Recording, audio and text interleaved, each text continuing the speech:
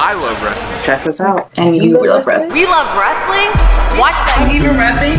Hello, my name is Zoe Dubois, and if I love wrestling and you love wrestling, that means we all love wrestling. If we love wrestling, Then we love wrestling. I told you. We love wrestling. Welcome to Women in Wrestling. Ooh. Today we joined by Nicole from Down for the Count. Also, we love wrestling. Today, I mean, a lot of people may not know about her, but you know, you might have been watching AEW Dark, you know what I'm saying? Dark Elevation, how they elevate people. And you might have seen somebody on there, Swan, you know, choking Sky Blue out with her leg up, all into the pose, you know what I'm saying? Twisting her body in different ways. We're going to find out all about this. We have with us today, Zoe Dubois. How are you doing, man? I'm doing rides rain, you know, dandy as a dandelion, can't complain. I'm happy to be here. Thank you for the offer. Did you just say dandy as a dandelion? Hell yeah, you know, You from the South? I'm not. I'm born raised in Vegas, but my mama, she from DC. Okay. I was like, where is that tone from? And I was trying to place it. Right. So, Zoe, the first question we always ask here before we get into the rest of it is, why do you love wrestling, or what started your love for wrestling? Oh, my story is funny. I was actually working at a convention with a wrestler, Grizzly Caljack, or Clayton Bishop, as he used to be. And I was just so invested in what he was doing because he was portraying a bear and, you know, wrestling around all of these other participants. And I'm like, man, as soon as I clock out, I'm going to get in this ring and I'm going to start rolling around. And as soon as my shift ended, I got in, I rolled around. I was having a phenomenal time. And he saw that I had that fire in me. So he was like, hey, do you want to come to training? And I did not have a reason to say no. I was like, you know what? You don't knock it till you try it. So I wanted to see how it is. And I went to a training and I saw a practice match. And I'm like, oh, this is fun. This is eccentric. This is lifelike. And I kept on going. And I found so many similarities between wrestling and dance that I was able to pick up things very quickly. And I was just like, let me be Hercules up in here throwing around 300-pound people. Did you ever watch wrestling growing up, or? Surprisingly, no. My parents were very into the calmer theater aspect. My mom was a dancer before she had kids, and my dad was stagehand. So we were very much into the theater department and musical theater and all of that. So wrestling was never really, they were lovers, not fighters, as clear to say. They were lovers, not fighters. So you said dance, you know, you saw the similarities in wrestling and the dance. What similarities did you see? So with professional wrestling and dance, there's very much of, it's not necessarily about the person, even though we are representing ourselves and the community that we're in, but it's for the audience. At the end of the day, we are trying to tell whatever story we are to them. We're trying to get a reaction out of them, whether it's good or it's bad or it's grieving, anything that we want. It's trying to trying to tell a story without words, but visually. And it is whatever character you embody, because you know how with professional wrestling, you have different gimmicks and you have different characters, just like dance. With each ballet, you have to portray a different aspect of you, whether you are a soldier or you are someone who is grieving over somebody that you lost. You're still portraying something that is told. So with hearing the audience and reacting, and you know, even though wrestling is a little more violence than dance, but other than that, at the end of the day, it's a pas de deux, you know, you are dancing with one person, or if it's a tag team, you are still with that one person. You're like, you know, I'm gonna beat you, but then you're gonna cut me off. Oh no. And it's the same with dance. You're like, oh, I'm gonna dance with you, but then I'm gonna go do my own thing for a split second. So it was the theatrical aspect and telling a story and figuring out how to convey a message to the audience so they understand, that got me like, oh, that's it. And even with like the moves, you know, there's the neck breaker and suplexes and everything. They have the vocabulary, just like dance and ballet, how we have jetés and grand battements and everything. There's just vocabulary, and you just put each step together and it creates this one big combination, I guess, in lack of other words, and you display it in a nutshell. So when that was a lot. I'm sorry. Nah, you did. I'm trying to. It was good. In here, you know what I'm saying? So on your Instagram, if people see it, says the Black Swan. Mm-hmm. Can you just tell what's behind that name while you're using it? So I've been dancing. So I'm 22 right now, but I've been dancing for 20 years. So I started at the age of 2. I've been in my professional dance company for 7. I'm the rehearsal director for it now. But with that, growing up, I was very based in ballet, tap, and jazz. And I've always wanted to be a prima ballerina.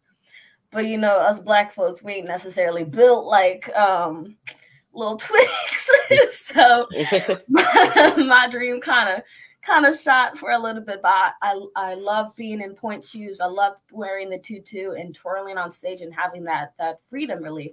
So when I got into wrestling, I still had that graceful aspect because I am more flexible or more acrobatic, and I am very fluid with my arms. So the idea was just like, you know what? I could, at first, I was going to be like the bad ballerina or like the bad bay ballerina for a name. But I was like, you know, I like the Black Swan because it's the Black Swan represents more of the aggression, passionate side, other than the queen in the original story, which a regular swan signifies youth and graceness and very like lighthearted, while the Black Swan is more passionate and more blunt with the movement and whatnot, more persuasive. So, and you know, also me being Black Swan, I mean, a little light skinned, but I was like, oh, this is great. Like, it's a double entendre, but this is also my moment where I can be a prima ballerina. Trey, did I kill you? I love it. But with the Black Swan, I could live my dream of being a prima ballerina, you know, while kicking butt on the side, but also having a style of not being like, wrestling doesn't always have to be angry and vicious and scream at people. It's more of like, let me hit you with this, but I'm gonna still look cute and graceful and elegant as it is, you know. Nicole, you go ahead. I need to well, as someone, I don't want to say I was like a theater kid, but I was in arts all growing up, and that's something I appreciate. So what's your favorite musical / play? Ooh. Fiddler on the Roof. I have to say that has a dear place in my heart. Simply because how, like, the story and the music along with it as well. It was one of the first musicals that I was introduced when I was very young, and I saw the movie, and I was like, this is fun. It's jigging with it, you know, sunrise, sunset, let me get those candle wicks and whatnot. But that expanded me to so many playbill stories, and I got into Book of Mormon, I got into Rent, I got into War Dogs, I of course the Hairspray and everything, all the classics. And other than learning the story and the play itself, you know, I learned on the other aspect, the technicians and the building of the display and the rehearsal and the recordings and everything. Because I had you being in the arts as well, and me growing up with it, I went to a performing arts school for high school. So there were theater kids that performed them as well. So I got to learn and observe them going through the rehearsal process, you know, being at lunch and just hearing them nonstop for an hour because they needed to get their lines right. But with it, I got to see both sides of it. But and just to circle back, yeah, Fiddler on the Roof is probably one of my favorite musicals that I'll have. That's a good one. There's one, I believe there's some singing in it. I haven't seen it in years, but I absolutely loved it when I was a kid, was Thoroughly Modern Millie. And I was I know I haven't seen it I don't think it's been on Broadway in a very long time, but I saw it. I don't want to speak my age, but I saw it in Playhouse Square in Cleveland. I saw it a couple times, and I was actually in a version of play, and I loved it. Yeah. But speaking of obviously like basically the similarities between theater and wrestling, which is I don't want to say an argument, but a point that has been vastly getting made quite often over this past. I've been seeing it a lot, especially the past like 2-3 years. So what aspect of theater and wrestling, or what is something that theater and wrestling both share that not a lot of people realize that you feel like should notice? I can't vouch for every wrestler because sometimes it is just them, but it's the dedication to the character, I will say, because a lot of people, it's one of the hardest things for professional wrestling, especially when getting into the business. I was the opposite, but for a lot of wrestlers, they already were trained into wrestling, jiu-jitsu, any of the styles, but then they had to find a character or how to make them stand out more. But as soon as you have that character, you really have to dive into, what does this character like to eat? What does this character do for a living? Like, you have to create this whole other persona. It's not just the name and how you strike a pose. It's truly embodying this additional alter ego. So when you get in the ring, or even when you get on stage, you are not who you are when you are behind the curtain.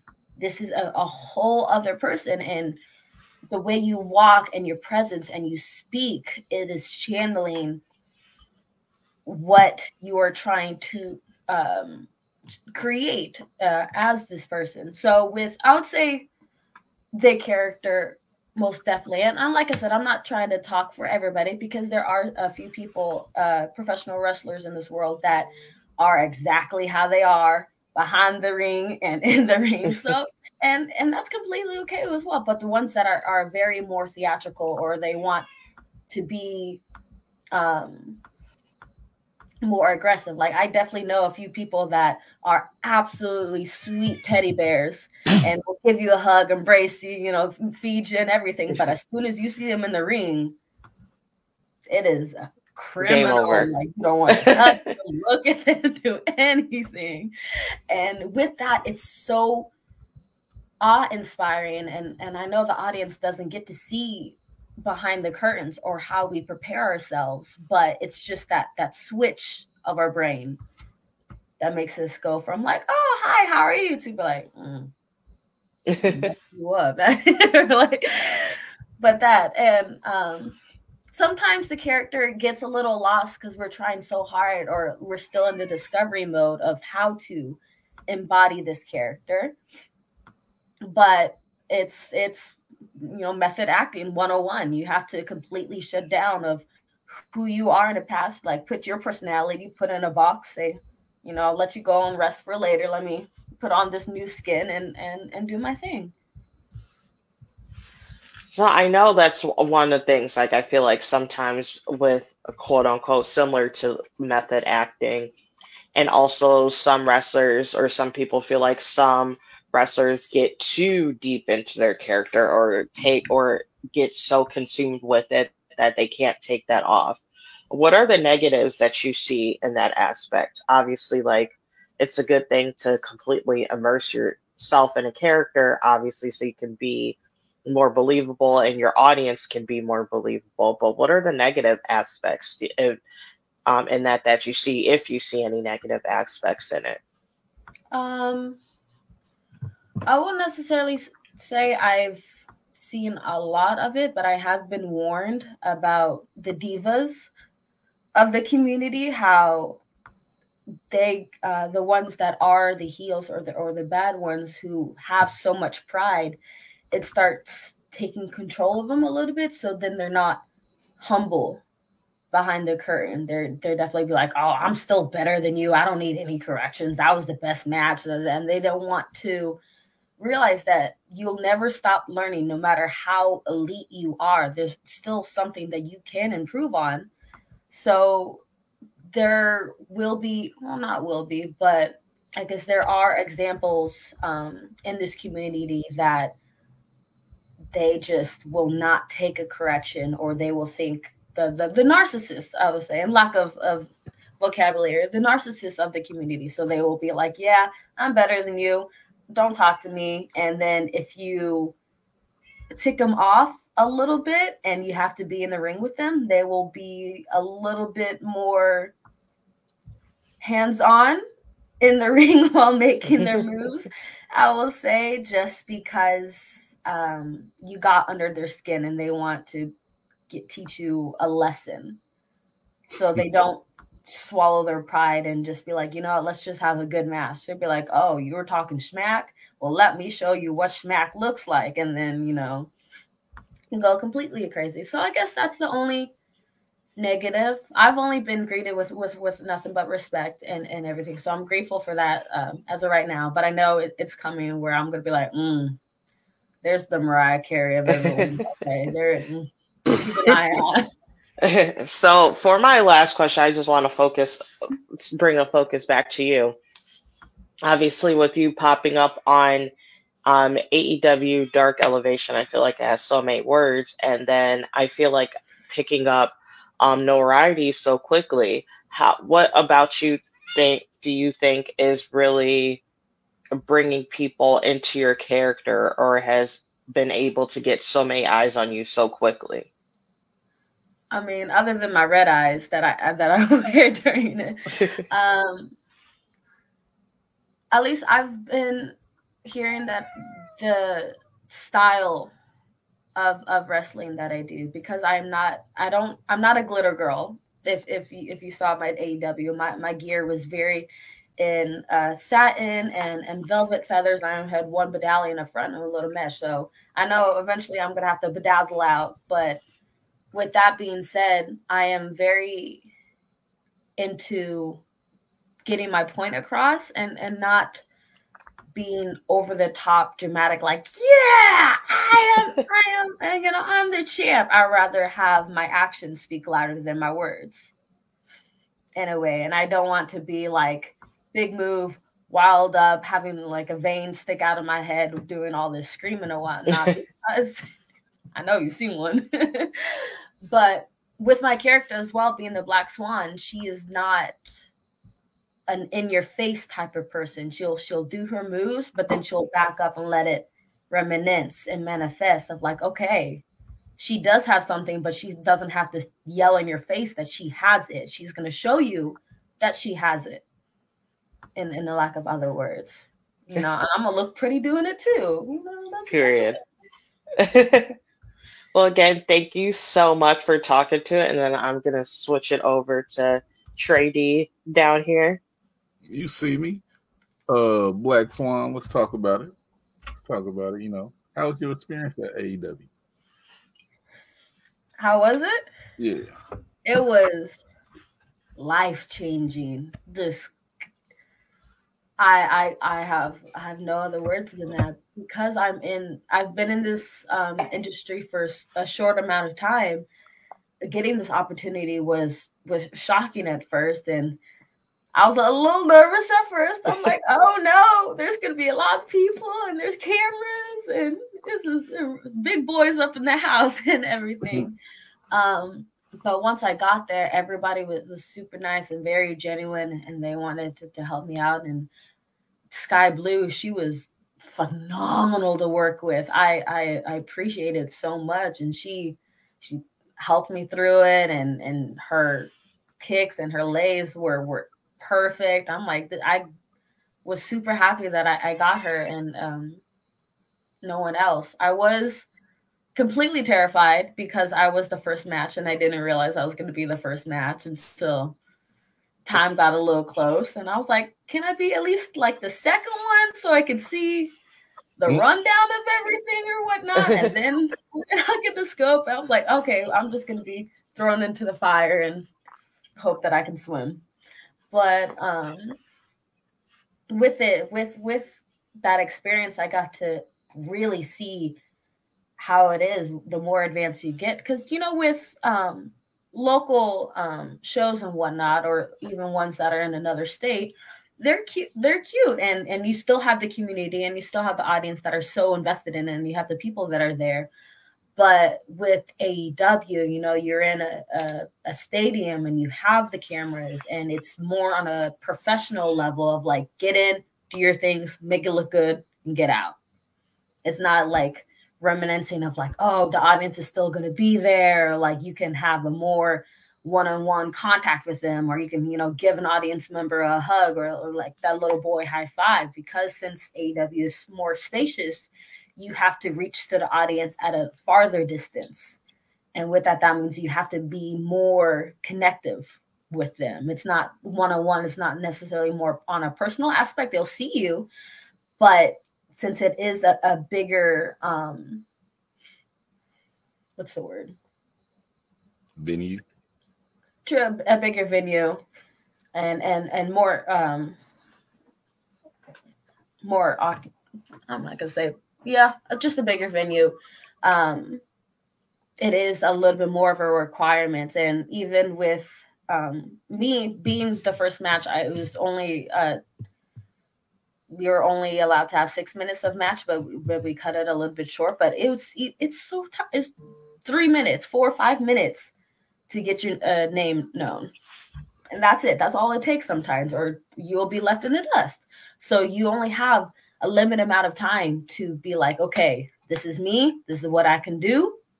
You better remember it. Let's hope you do. I'm going to see you next time if not. But yeah, no, that I'm hoping that AEW experience leads me to a lot more opportunities and opens so many more doors, because I got more to prove. You know, that was my little toe dipping into the pool. Next time I might give a belly flop or a cannonball. We'll see how. You mentioned your local venues. Let's talk about your local venues. You know, you go on YouTube, people. You know. So I've been training under Dark Arts Entertainment with Superbeast and Grizzly Cowjack. So them big boys over here. But Superbeast, he's not scared of you? Who, Beast? Yeah. It's tough love. I'm gonna say for sure. You know, he was scary at first, but then, you know, he's the onion. He got little layers, a little bit, you know, deep down. He got love, but you just got to get through the 1, 2, 3, 4, 5 of it. But once I saw that core of his itty bitty heart, the Grinch heart, I'm like, okay. Because I'm used to that. I'm used to the tough love growing up in the dance community. You know, if you don't get corrected, that means they don't like you and they're not even looking at you. So if you're told you're trash and your feet look like dead fish and you look like you swallowed a watermelon for breakfast, that's nothing but love. Like, that's an Jeez. Very harsh. They really be saying that to dancers? Oh, that's the PG version. I ain't gonna get a little. Yeah, it goes down like okay. Yeah, it's terrible. Oh, the theater world it's vicious. I didn't know they had a minute. Had it in them, you know? But with Beast, I know he means nothing but love, and he also has a business aspect to his mind. So if you're gonna do good, that means you're going to be worth it. If you're going to waste his time, he's not going to worry about you. He's just going to let you do your thing because he got a million things to work on. Like, he's in Mexico right now doing his thing and living his best life. But with Dark Arts, I've been training with them. I'm just starting to take a few classes by Kenny King, and I want to do with Sin at a FSW soon. To get more reps in and more expansion of knowledge with different coaches. I have been doing shows for Best of the West and PPW. I'm about to do a show at Pride Style. So this is going to be, and I know they're more in the theatrical side to their shows compared to just others that just want to have a match and get a dominance of the category. But I'm excited about those two. But yeah, Beast and Cal, they got me in shape. They getting me together. I ask you, Joe. I mean, when somebody comes on the show, I get on YouTube. I start, looking up, seeing if I can see a few matches out here. You got a lot of intergender matches out here. How you feel about wrestling the opposite? Like males? Yeah. Oh, I'm used to wrestling males. I'm cool with them. It's harder to wrestle female. Her hands are for everybody. I mean, like I said, I was with Beast and Cal. Those are big dudes. So they had their fun time throwing me around and be like, okay, this is how you sell. This is why it's gonna hurt. But wrestling males, I find it easier.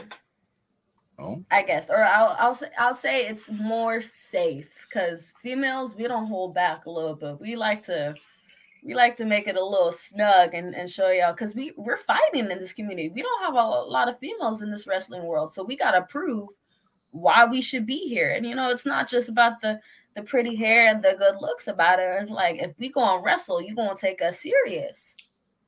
It's we just the curvaceous side of us is just to get the eyes on us. Our moves is what's gonna get you to keep on watching us. So Trey, what's Zoe, did you just say that the men are soft in wrestling? Period. Okay. They look. That's what it sounds like to me. I'm just asking. I'm just asking. From what I've experienced right now, and even my first 2 matches were with males. I didn't get a female until my 3rd match, and it was with Mother Endless, and she, another beautiful woman to work with, and she was just like, "Yeah, girl, lay it in. I'm gonna hit you as hard as you hit me, but we gonna feel something." I'm like, okay, and even the males that I've worked with, or even some that I've trained, they're like, "Zoe, you're too aggressive. Lay it back. It's only an act. Chill out. Like, it's okay." So feeling with that, obviously with training, and there's always some type of border or guideline that we have to follow of like a male to female ratio before it gets a little more controversial and a little discreet with any information that drama likes to occur. But with males, yeah, I'd say it's fun because my itty bitty me with braces that's only 5 some next to a 6'2". A 60 something, it gives more inspiration to kids in the audience as well, at least like those little girls that are like, I want to be like you, and you see them trying to take down their older brother or whatnot because they feel like if I can do it up against a 300-pound dude, then they can do it up against their brother that's only 2 years older than them. So there's definitely more of a reaction with the audience when it's a female going against the male. But for being in the ring with them, yeah, I'd say it's in lack of other words, it's squishier going against. In a nice way. I'm not saying it in not at all in a derogatory meaning at all, because I definitely know the next male I'm gonna go against, he's gonna be like, right, we're gonna see how squishy it feels, and then he gonna put a little more punch in that game. But I've definitely noticed that with going against males and females, the males definitely want to make sure at the end of the day that we are all very careful and we are all quite safe. And females, we still want to make sure that we are safe as well. But we're going, little love taps here and there, a little bit. Love taps. All right. I love it. Whoever faced her next, I mean, I'm just saying, she said it, not me. Nothing but love. No negative about it. All the males that I've worked with, they were absolutely amazing to be, and I would not change any of my matches if I had the choice. So these next few questions we just go off of from the wrestling a little bit, but I got to ask. This is the hardest question I ask everybody. I know you didn't grow up watching wrestling. I know this. You said this. That's all right. But you still could have a preference. So, The Rock or Stone Cold? Stone Cold. Yes. Oh no, Trey, my man, you The Rock? Rock can't even show up to a WWE event. Don't do this, Nicole. Don't do this. Stone Cold, guys. No, just saying. We are at 11-5. Stone Cold has 5. The Rock has 11. Stone Cold is back in the game. Like that thing right there. He's a legend. I mean, I ain't say The Rock ain't a legend, but yeah, it ain't no right or wrong answer. Sorry though, that kind of hurt me. I wasn't expecting that. So this is a food question. Me and Nicole been battling. Oh my gosh, not this. Oh yeah, I got it on paper. We had 2-1. You know what I'm saying? Do you eat grits? You say your mom from DC. You eat grits? Mm-hmm. All right. Oh man. All right though. We get ready to see. Do you put sugar or salt on your grits? Do I like what? Sugar or salt on your grits? Salt. Oh man. She won herself back with me. Stop. Okay, so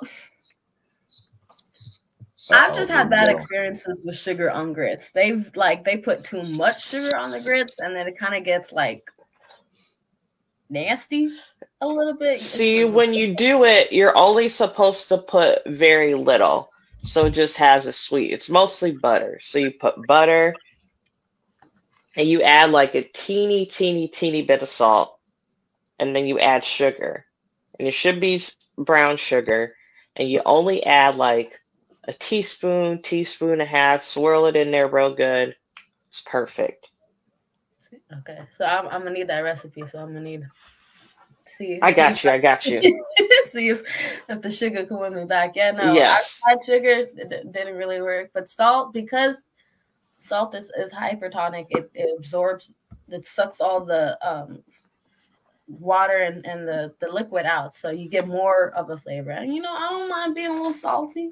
I gotta replenish my saltiness every now and then. So I add it to my call it a day. And this question, man. She said, I don't mind being a little salty. That's crazy. That's real crazy right there. Nicole, I ask around this time before we go into our last slide. You got anything else you want to ask the Black Swan? Zoe I don't. Not right now, but thank you so much for taking the time to speak to us on this nice little Friday. Well, it's on women on. It's probably this is going to air on a Wednesday, but we filmed on a Friday, so that's why I said that, y'all. Wednesday, Thursday. Nah, we reclaiming Wednesday. This coming out next Wednesday. Y'all won't see none of this, but this is just me talking. So this coming out next Wednesday. We own it. It's that time. Now it's time to say goodbye. Now, Zoe. Yes, sir. This is what we call our put yourself over moment. This is where you let the people know your social media, how they can contact you, any ways they can support you. If you got a store, anything you want the people to know, we just want you to put yourself over.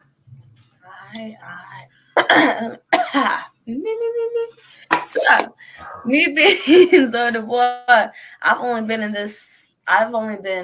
doing matches for 5 months, so I'm still new to this game. But that doesn't mean that I'm nothing but a green. You can find me on social media at _Black Swan, on Twitter at _Zoe Dubois. You could find more matches of me, all of the matches that I've had before. I got so much more to prove, and I am learning every day, day by day. I'm not one who makes mistakes twice. So if you're going to give me a correction, I'm going to learn it, and I'm going to give you some little extra. You know, what was shown on AEW was just a little glimpse of what I got. I still got more tricks up my sleeve, and I'm still evolving. You know, what you saw me was Black Swan 1.0. I still got 2.0, 3.0, and keep on continuing. I'm not here to be a big talker. I'm just here to show you, to have a good time and show you what I got. And that's it. You know, if you enjoy it, I enjoy it. If I love wrestling, you love wrestling. You know what that means? We all love wrestling. It's one big happy family. Ooh, Zoe, you see how she put that in there? You know what I'm saying? I was like, look at her cooking. You know? Yeah, he had a slight tear. She was cooking. She was cooking. You know what I'm saying? I was like, look at she out here, man. Come on now. You only been wrestling 5 months. I said that was the last spot, but people watching, you know what I'm saying? I always ask this question, even though she's only been out here 5 months. She got to know some people. You got 3 people. I call it 3 in 2023. You got 3 people that you've seen that you want to face, have a match with. Ooh. I want a one-on-one with Dark Sheik. I love her. I want a one-on-one with Maserati for sure. I know she. Okay. Beat her up, yo. Whoop her. I know she gonna beat me a little bit. Oh, whoop her. Ooh, never mind. I'm sorry. Let me know when y'all face. I got something on that. Yeah. Ooh. That's some tea. And for a third one, if I had to choose, let's do a male. You know, I haven't experienced it yet. I wanna go against Funny Bone. Okay. Hold on, Zoe. Funny Bone. I know. Well, first he asked me, but I feel like it's a rite of passage. I feel like Funny Bone. Because we're both anti-heroes, you know. We both scary, but we attract at the same Funny time. Bone So coming out dancing and shit. I'll be like, oh shit, it's about to go down. Here come Funny Bone, you know. That ain't Godspeed. You said who's the first name you said? Dark Sheik. Maserati. Mm-hmm. Funny Bone. All right. There's a lot more that I want to go against, but if I had to choose for 3, at least for 2023, I feel like I could definitely get those out this year. And I might be bruised up after Funny Bone, and you know, I might get my hair pulled by Maz, and booty bumped by Sheik, but you know, good memories. I think you could take Maserati. Yeah, I know. She just had a match a couple days ago for FSW, and she put on her war face on. She cut herself a little. She killed it. Oh my word! You saw it. She said. Yeah. She came ready. Unfortunately, we follow what Maserati does. That's our people, but she be on my head for some reason, man. But she people, but dang. But now she probably deserved it. 2 belts, she got 2 belts again. Woo! Oh, she got something. She's small, but she is mighty for sure. And even behind the curtain, every time that I talked to her, and even like before I started doing matches and I saw her, super sweetheart. She was so nice to me, and she was like, yeah, you know, we got to look out for each other, woman to woman, you know, and African American woman to African American. We gotta watch out, you know. We all in a group together. I got your back, you got mine. I'm like, girl, I got you. I'm gonna feel that in those little forearms that you're gonna lay on me and those punches. But other than that, it's nothing but love. That sound like mine. Oh, You just said African American woman the Black History Month. Hey, where are my reparations? Yeah. Sorry, you gotta represent. This is my winter coat right now. I'm usually a chocolate color, so this is light for me. But I'm sorry, what? Wait, I'm on caramel stage right now. I'm usually milk chocolate. I said this is my winter coat. It's fine. Trey is light skinned enough for everybody. Yeah, so don't you worry about it. My winter coat too, you know what I'm saying? I'm usually like a roasted, honey roasted color, you know what I'm saying? But oh my gosh, it's cold out in the Midwest. It's so cold, you know what I'm saying? So I ain't got my melanin. But I feel you. We dark skinned under all this. Oh yeah. Once comes the summer, we gonna be nice and we're not gonna be nice and juicy. It's gonna be great. You see it? Oh my gosh. Fun combo. Go. Before we go, if people wanted to get in touch with you and book you, how can they contact you to get you on their show? Like I said, you can contact me through Instagram. It's the _Black Swan. There's my Twitter, the _ Zoe Dubois. You can even email me. I'll have it in my bio, or you could send a raven. You know, I'll get those through my window with little letter message. Yeah, bird to bird, you know, and it just comes. She just made a bird noise. We're gonna get up out of here. Nicole, thank you for joining us. Guys, Zoe Dubois, the Black Swan. She said we only seen Black Swan 1.0. If you go watch the Black Swan movie, it might help you with what she's talking about with her character. I actually watched that movie, but that's neither here or there. But I'm Trey D. And like I always say, if I love wrestling and you love wrestling, then we love wrestling. It's too street for the culture. Ooh, love wrestling and you love wrestling, then we.